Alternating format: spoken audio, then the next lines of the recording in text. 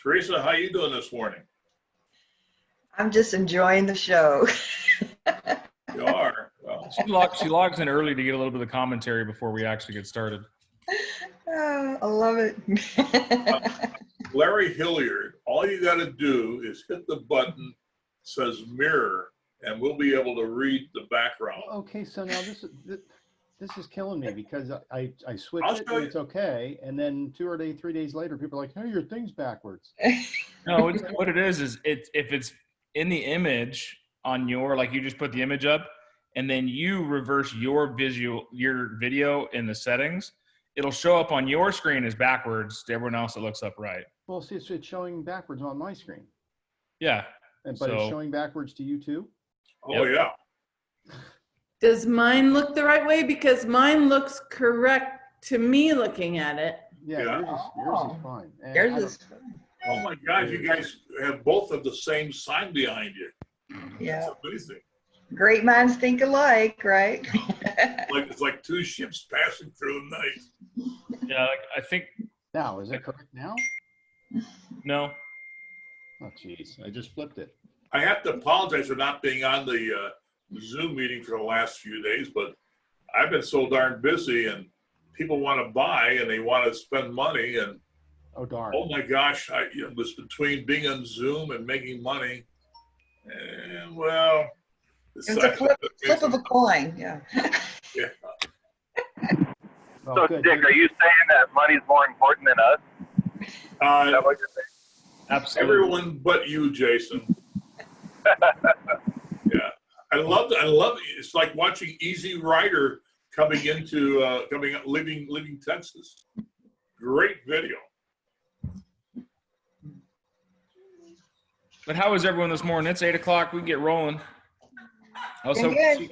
hoping to see some of the people from yesterday's call, see what happened. We had some homework. What was it? Enough.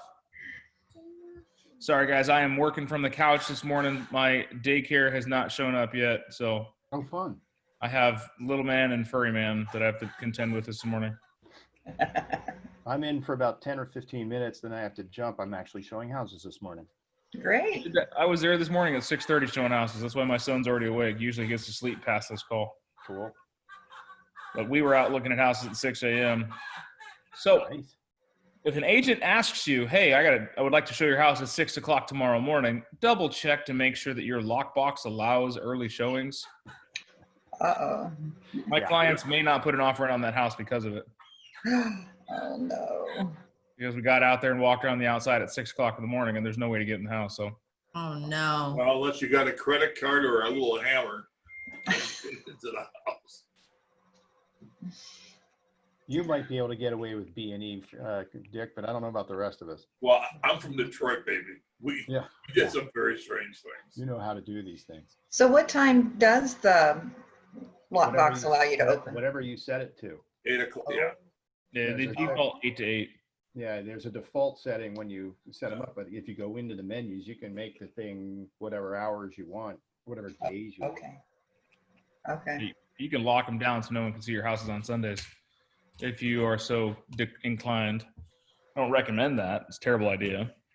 Hey, Larry, you need to turn your volume up on your microphone. Really? Yeah, you have that great radio voice, but we can hardly hear you. That's Larry whispering. Larry the house guy, Larry the house whisperer. Yeah, that's right, the realtor risk whisperer. So we had some homework yesterday. We kind of talked about making some phone calls to the people in your lead database that weren't super comfortable or you didn't exactly know who they were because they just kind of sat there. Who made some of those calls yesterday? Well, that's how I'm showing houses this morning. There you go.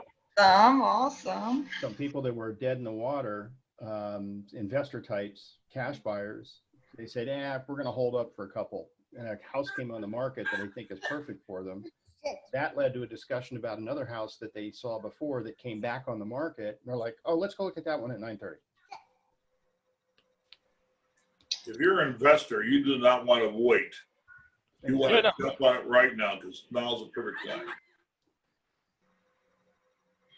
I'm looking In for fact, houses for if buyers you're and they're cool. just going like crazy. I mean, you see one and it's gone. It's gone No, the next day or earlier. that's why these people backed out. We had a list of 17. I'd said this before. We had a list of 17 and a total of 11 of them went in contract in a matter of 3 or 4 days. And they're like, this is moving too fast for us. We're going to step back. That's when they should just dive in. I think that's investors with cash. So they act differently. Yeah. Well, as my friends say here, it's a great time to buy. It really is. And it's a great time to be a realtor at Keller Williams. I like that sign. Where did you get it at the sign store? I got it at MLS, but I've used those signs for a long time. Because no matter how bad the market is, it's always a great time to buy. Oh yeah. Oh yeah. I noticed on the market stats, looks like the median house prices are dropping some, about close to 5,000 more than they were a few weeks ago. Yeah, we're starting to see the tides of this COVID hitting the appraisal line, which is changing what they went out and listed for originally and now what they're actually closing for. We're seeing the results of that. And as we talked about in the last couple of stats classes, that the lag indicators of COVID were going to show up in a couple of months or weeks that now, because those were the deals that went down in March and in April that we closed out at the later part of May and now closing into June, we're going to see another slide here in June, which will recalibrate the market and you'll start seeing appraisals be affected. So this influx in sales price that we've seen this last couple of weeks is going to probably subside a tad bit when appraisals start coming in with this new rush. That now that we reopened the markets the last couple of weeks, we've got more contracts in. The appraisals are going off of the data that is now calculated from Corona. Okay. So we'll start seeing a little change there. So that's a great insight you had there, Teresa. And this is now, a little bit in a war of what's going to happen and how to, predict the analytics shift in the future. So the best thing about that is not being a marketing expert, it's to be a market expert. If I can piggyback on you, Dan, I was talking to some of my realtor friends back in Michigan. And as you know, Michigan's had some real problems opening up their businesses. And realtors have only been allowed to sell in the last 2 weeks. They've been totally shut down. And the pent-up demand is absolutely going crazy. People, and I think this might be true across the country, but there is a tremendous pent-up demand that's coming into the marketplace.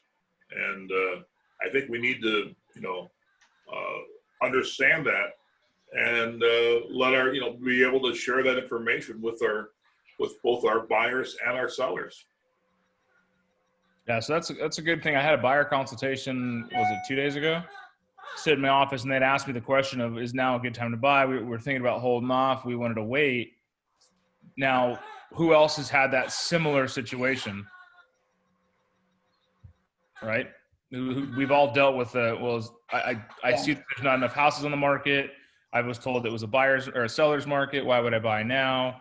Mm-hmm. So tons of those resistance type conversations happening. How do we overcome them?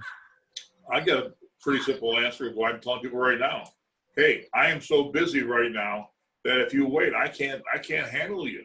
I've got people right now who want to buy, who want to sell, and the market is so hot. I've got to take care of them. And I'm giving you actual real-time information. This is our Tucson market. This is what's going on. Do not, if you snooze, you lose. I'm telling my buyers that right now we know the interest rates are low. I don't know what they're going to do.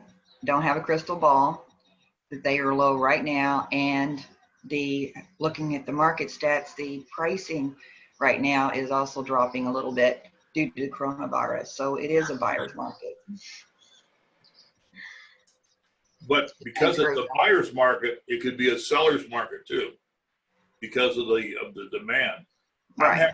I'm having the best month I've ever had in real estate, and it's growing and growing. And If I can do it, anyone else can do it too. Believe me. But you got to believe in the market. You got to believe in your company, and you got to talk the positive. Right. So one of the things to talk about is we identified. Hold on a second.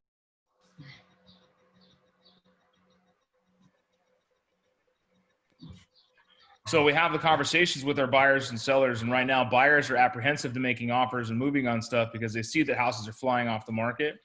So they're like, why would I want to buy a house when the prices are so inflated?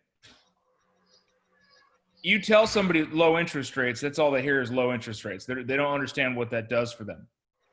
So when you talk to a buyer, they're like, well, why would I want to buy right now? I can wait a few months when the prices start going back down further, along with what Teresa said, prices are going down. Well, then why wouldn't I wait if the prices go down even further?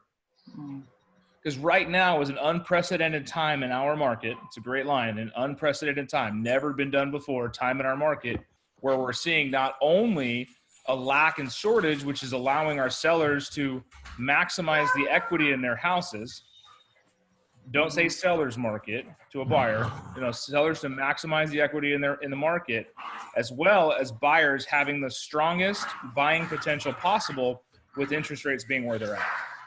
Your buying power is much stronger with a lower interest rate than it would be otherwise. A 1% change in interest rate is a $30,000 to $40,000 sale price difference. Can I make one more point, Dan? I know I'm talking a lot today, but you're right. You're spot Gotta on. make up for lost time. But you're spot on. But so oftentimes as salespeople, most salespeople are afraid to say, I recommend.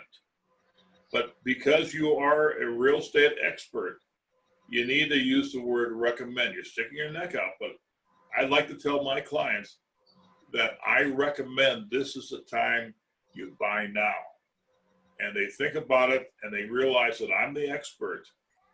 And why would I want to lie and cheat, whatever.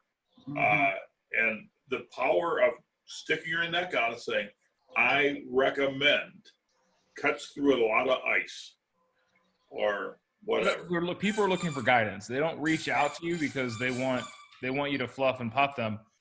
At the core, you are a professional mind maker upper. That is your core duty, is you help somebody make up their mind. Right on. Service them, give them all the information, and allow them to make a decision based on the information you've provided to them. The information you provide to them is tailor-made to the decisions you need them to make. Not that we're not going to tell them something that's adverse to their positioning, but it's always ideal that we're going to have these conversations in a very scripted manner. God love my mom. She's trying to wrangle 2 kids, 2 dogs right now while I'm on this call. So I went to hi to Mama Caldwell. She's in the background. That's beautiful. I love it. Great. Yeah, I sent an email and also talked to my buyers about, I highly recommend that you sit down and discuss your financial options with your credit, what do you call it? I wrote it correctly. Credit union, or if you don't like what they have to say, I can recommend, 3 other lenders. So, but this is the step you need to make, because they were kind of upset because they just missed 2 houses that they loved. But I said, you need to have a pre-approval letter so we can go see these houses and we can put an offer on them. So they're like dragging their feet to get the pre-approval. I'm like, I highly recommend you go do this, or we're going to lose another house. Yeah. Has anybody ever heard of the KISS theory? Keep it simple, stupid. The more convoluted we create something, the more people are concerned, and they start analyzing things too much, and they don't make a decision. We are so much better off being very simple, very state of the fact, and saying, hey, I recommend now is the time to jump in this market. Here's a person here, and I'm using Movement Mortgage. They've been fantastic, and get the deal done. I can help you with your financing, but keep it simple, stupid. Do not go into long, drawn out terms. Because right now people want the simple answer, and you guys are all great. You really are. You're all experts. You know more about real estate than your customers. And your time is very valuable. And the more you talk about how valuable your time is, the more people will want to do business with you. So the one thing I would challenge on what Dick was saying is I would take the word expert out of the equation. Expert will get you in trouble. Professional will not. So being an expert means that you are the go-to for all go-tos, and everything you say can be used as lore. So when you say I am the expert, that can be pinned against you. Yeah. Well, I'm more of an expert as a real estate professional. Well, sometimes you got to draw the line in the sand. And if I don't think I'm an expert, then why would my clients think I'm an expert? I'll say Dick, you saying you're an expert lets me know you have nothing more to learn. No, that doesn't mean, no, I disagree with you. There's people with a little more expertise than I do. But, however, I've been in this business a long time. We're with the greatest real estate company around. In the We've got a great story, and I want people to know how good we are. So, other than that, I agree with you, Dan. There's some screaming going on in the background. But no, that's the one thing. Just as a professional, professionals find the way to get it done. So those that, because Dick is the expert. And on this call, we have everywhere from 1 year experience to no years experience to Dick's 90 years of experience. We want to look at how to communicate in broader terms. So when you talk about being the professional, it allows you to have that talking pillar. But I absolutely agree when Dick says, my recommendation, I advise, you're a real estate consultant. So you want to consult in the matters of real estate, not just help them buy a house. You're not just doing the paperwork, you're being a fiduciary. I've talked to some agents at other brokerages, and their brokers are demanding that they don't give opinions, that they just kind of, yeah, sure, if you want me to do that, no problem. I don't want to be an order taker, guys. I don't want to work at a fast food restaurant. I want to be able to help my clients the best possible way that is. And that's why we have these calls every morning. We discuss these things, and we find scripting is just word tracks. It's the ability to learn a skill set to get you to the conversations that you need to have to get to the agreements that you're trying to make faster, because you are a professional mind maker upper. You may want to consider this also. I tell my clients, hey, I am not infallible, but I am surrounded by some of the finest people in real estate business. My resources are great. My brokerage is good. My brokers I can talk to. There's people I can go to. If I don't know the answer, I'll find it for you. Yeah, that's important. So when someone back on task, we're talking about that the corona resistance, where people are hesitant to buy or sell. A word track for a seller is really simple. Well, I'm not sure what's going on in the market. A couple of months ago, that was very prevalent. I don't know what's going to happen. I don't want to put my house on the market. I don't want people coming in. I don't know what's going on. Now we've kind of moved forward, and we've evolved our conversations along those lines. And you can say, well, yeah, I get it, Tess. And by now you can notice how the inventory in your neighborhood is changing and shifting drastically. And the urgency to get your house on the market is important to you. We need to get it sold now, because we don't know what's going to happen in a few months. We know it's right now, the market of today, the market of now is extremely beneficial for our sellers that have good quality homes on the market, because there's a shortage of them. I say good quality homes because everyone on this call has been out there to a house that is overpriced and is missing half of it. Yeah. And even the overpriced homes are selling. Exactly. They're just that short of market. And that's when we're going to start seeing a bubble happen, just like before, is inflated market. Jesus said, do not be afraid. So march forward. This is a great time. Yes. If Dick will do it, I'll do it. Let's go. So. I did call someone on my lead that I hadn't gotten in touch with since April. And they have low credit scores, so they're not going to be able to buy right now. And they was wanting me to help them rent. Well, then while they're doing that, they're looking at homes, found something that is low price to buy. So I'm going to reach back to them today and say, you're still looking at homes to buy, even though I'm looking at something for you to rent. Would you like me to approach the listing agent and see if, because it's been on the market for a while, and see if the owner would perhaps like to rent with an option to buy? So I'm going to try to help them in that aspect, because they're really kind of down that they can't buy right now. Yeah, that's servicing your clients. That's being your best self, is giving the opportunity and laying the path out, not just letting them go and say, sorry guys, you got to rent out, I can't help you. I've got a client that we came across the house that was for sale. They absolutely loved it, went under contract, fell out of contract. They couldn't get qualified. Things happened with their lending. I reached out to the seller's agent and said, hey, do you think your client would be interested in renting it? No, never, not at all. Nope, she wants to sell it and that's it. Who was that agent supplying, or who was that agent fighting for? Yourself. Their own paycheck. That was it. Yeah. So what do? I say, hey, do me a favor, guys. I can't do this because I've already have a direct conflict. Send a letter directly to this address and this name, and asking if you would be interested in renting it directly from the owner. Owner called them back the day they got the letter and said, absolutely, would love to rent it to you. We go under contract on that house next month. That's awesome. Good job. And guess who's going to be the listing agent that sells it and the buyer's agent? I'm sure it's going to be you. Hopefully me. Yeah. All right, Dick Nichols, the That's address awesome. of that house is 123 Main Street. Okay. I've been there. I I've know, been there. you know where it's at. I've heard it's been sold a lot lately, but that's great, Teresa, is having that conversation. But don't be afraid to think outside the lines. Be, creative. We talked about that yesterday a little bit, and on our PC call on Monday, is how do we think creatively? When we are out of options, I want you to stop, pull yourself out of the equation. You're not part of the party. You're not, a contract partner, or you are not a party of the contract. Words are tough this morning. I've been up too long.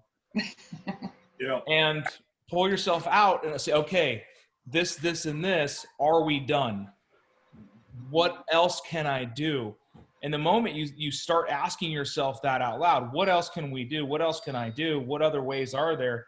Your brain's going to start fathoming different energies. So I want everyone to do an exercise for me. It's kind of silly, but you guys in? Sure. All right. Everyone raise your right hand as high as you can. As high as you can. Right? Everyone got it up there? Now reach just a little bit more. I can't. It's as high as I can go. Yeah, just a little bit more. Reach a little bit more, right? You feel it? How many of you were able to go just a little bit more? And the first time I asked you to go as high as you can. I cheated. I've done that before. So why is it when I said go just a little bit more, you're able to go just a little bit more? Because we're afraid of you. The sad thing is most of the people on this call know who I am, Dick. So Yeah, I know. I know it, man. I'm just having fun with you. That's all. I haven't met Mr. Griffin yet. Now he's going to think I'm terrifying. Well, he looks like a decent human being. That's good. I do. Welcome to the family. I'm wearing but that's the thing is when you have those stuck situations, we kind of went off scripting here and went into more of a coaching call, but it happens, Yeah. Dang. We That's need the it thing all. is, always ask. Did you have a Yeah. question, Bill? Yeah, I wanted to ask you a question. I have somebody that is almost ready to be qualified, but they just maybe about 30 days more they'll be qualified. And they were asking me about rent to own. Like, what would you tell somebody in that situation? I haven't heard anything good about renting, to own. What would you tell somebody about it? There are very few options out there. Very few clients offering rent to own. So, I would stick it out for the 30 days and get qualified and own the house. Yeah, I wrote them a message and I said, I haven't heard a lot. I mean, some people can do it and are doing it, but I said, you're almost ready to be qualified. I would just wait. And everything I've heard about it is you can lose if you miss one payment, you can lose all your investment. There's nothing really good about it. I can't see much good about it. Yeah, the conversation I have with clients when they ask me is like, hey, do you know an agent that does rent to own? I tell them no. Typically, licensed individuals will not participate in a rent to own situation because it's not a win-win situation. It's very disadvantageous for a buyer to step into a rent to own situation because they're unfavorable terms, unfavorable rates, and they're usually above market value. Mhm. And that's a great question because we're going to get a lot of that. You know, why don't I just rent to own? Then I can rent to own, rent to own, rent to own. Rent to own's coming back because of the wholesalers.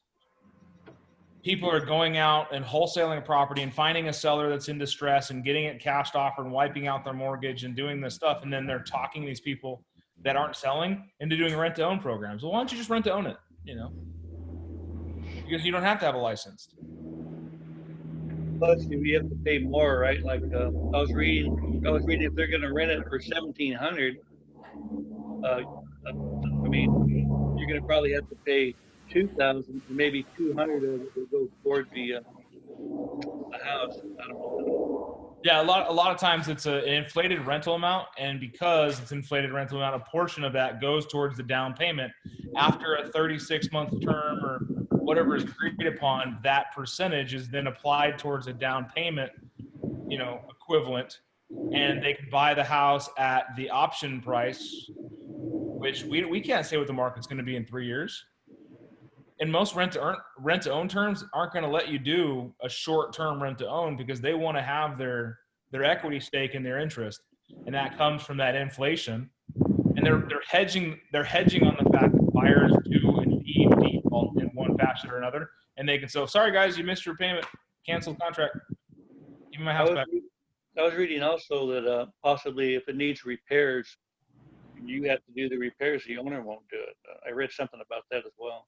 Yeah, it's very, you know, a lease on a property, like renting a property, the Landlord Tenant Rights Act in Arizona is very, very tenant heavy. It's extremely tenant favorable. And that's because of situations like that where the lease backs the tenant, and then that way the ADRE can step in and say, hey, you're taking advantage of these renters. A rent to own, which is a private contract between a buyer and a seller, does not have those same coverages. You know, think about this. If you're going to lease a car, would you lease a car for 10 years? No, never. Never. Why would you want to rent to own for 10 years? Exactly. I mean, God's sakes, man, it's stupid. You can't fix stupid. I love saying you can't teach stupid smart. Yeah, well, I agree with that. In that situation, it would be better to advise our clients that, well, let's talk to the, you know, listing agent, the owner of the house you love. And if you can't buy it, see if they will rent it to you for 1 year. You get your credit score up or whatever the issue is, and you'll have the first option to buy if that owner will accept that idea. I don't know. A lot of sellers won't, but like in your case, it did. So, you know, that's a good thing. So maybe that would be an option. Let's say if your buyers don't qualify or something happens, that could be an option. Just say, hey, well, let's talk to the house you love, and let them write a letter like, we love your house, we want to buy your house, but this is our stumbling block.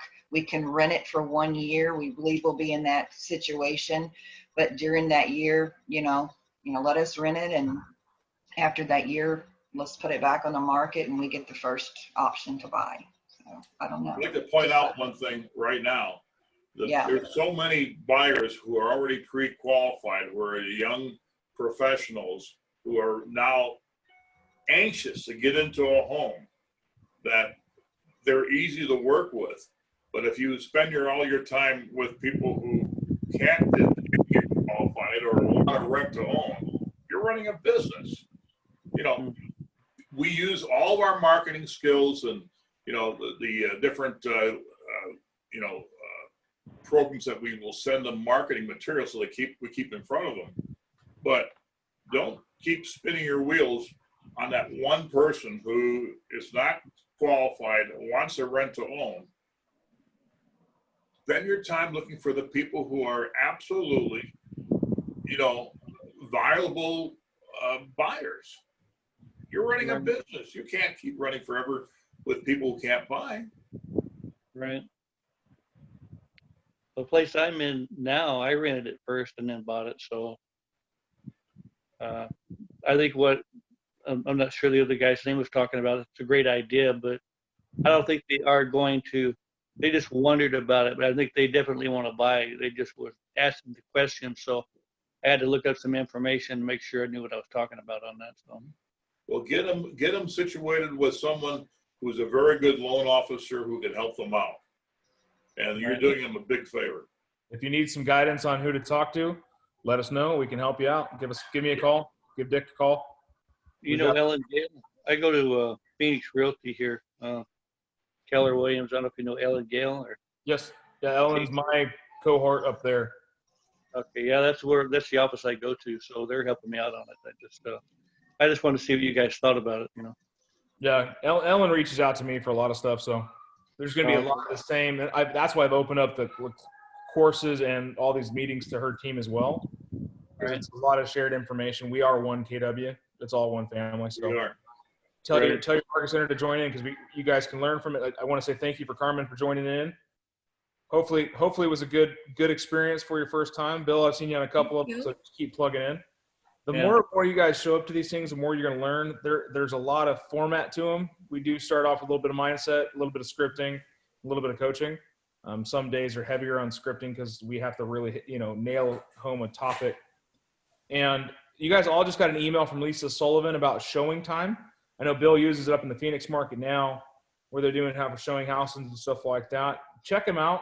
It's going to be some good information. It's really going to help us out when it comes to servicing our clients' needs. We're showing and allowing showings on properties and notifications for that SAC. So good stuff coming our way, guys. It is 8:31 Wednesday, June 10th, and it's one hell of a day to be a real estate agent here at Keller Williams and in Tucson, Arizona, as well as in the Phoenix market. Go do something great today, guys. I will see you at 9 o'clock on the All Partners meeting. Thank you, Dan. Thank you, Dan. It'll be emailed out to you shortly. Otherwise, go to 1kwsa.com and you can find the links there. So Thank you, Dan. Thanks. Have a good day, guys. good seeing you. God bless you all. Don't be a stranger. Bye, guys.